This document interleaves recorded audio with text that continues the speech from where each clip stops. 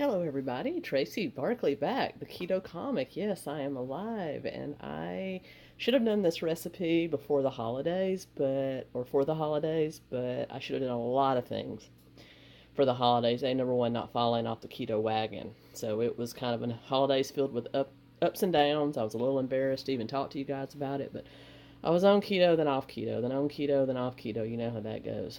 But I am back. I'm back going full steam and going to get the channel back going, and I will be uploading once or twice every single week, a recipe and a vlog every single week for my keto people, and some funny sketches along the way for my keto people and those people that just like to see me make a fool of myself. But thank you so much for hanging in there, for still remaining subscribed. I appreciate all the new subscribers that have come on, and let's get started. Today we're going to do something very simple, like I said, that I should have done before for the holidays because it's a great hors d'oeuvre, but it's also just a great snacky kind of thing. We're going to do some baked brie stuffed with some sugar-free orange marmalade, and you can use any type of sugar-free jam or even just some berry puree you made yourself from a low-sugar berry. That's going to be breaded and baked with pork rinds. So what I have here is everything you'll need to make this recipe. 1 log of brie, or you can also use the round of brie. You just have to cut it into triangles and put the marmalade into the triangles, or slice the pie kind of through the middle, put the marmalade in that way, and then cut it into triangles. You can do that either way, but I'll show you how to do this brie log. You'll need 2 eggs for an egg wash, and got some pork rinds here, but here I already have some kind of mull stuff. This should be enough to do the recipe. It's a good handful of the pork rinds. And of course, for the pan, got our good coconut oil spray from Trader Joe's. And I've got our oven heating to 345 degrees is my set point. I am using pure convection, so it will heat a little bit faster than your standard normal oven. So if you have a non-convection oven, I'd recommend kicking that up to about 355.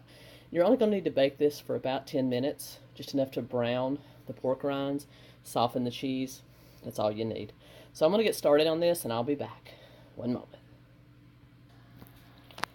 Alright, y'all, we are back, and what I've done is simply take the brie log out of its package, split it vertically, and just added about 3 tablespoons of the sugar-free, let me get it in there, sugar-free marmalade. Now, like I said, you can use any sugar-free jelly, jam, preserves, or just crush up some fresh berries, put a little erythritol or stevia, sweetener of your choice in there, mash it up. You can use that as well. You just need something sweet in there. For non-keto people, you can use regular old jam. Now, if you have a circle of the brie, whether it's the large or the small, what you can do with that is take that and cut it on the horizontal. Take the top of it off, put the brie in there, put it back, do this very same procedure. Also, when cutting cheese, best thing to do is to have a pan of warm water, rest your knife in it. It helps it make a clean cut through the cheese. It doesn't get stuck. I know you've done cheese, you got the knife stuck in there, and it's like King Arthur's sword in the stone trying to get it out. That prevents it. Alright, so what we're going to do now is we're just going to fold this over. And I know it looks a little messy. Don't worry, I put plenty in there. I'll clean that off. And then we're just going to cut straight down. Make about 6 to 8 servings. Then we're going to dip them in the egg wash. Bread them up with the pork rinds and put them on the sheet for baking. I'm going to go ahead and continue that process, and I'll show you what it looks like right before it goes in the oven. Then when it's done, we'll show you the finished product. One moment.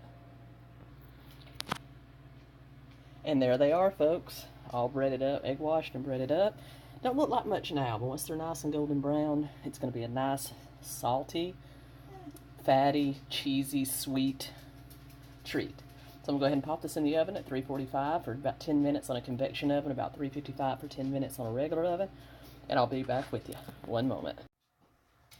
And there you go, guys. There's the finished breaded brie and fruit roll-up.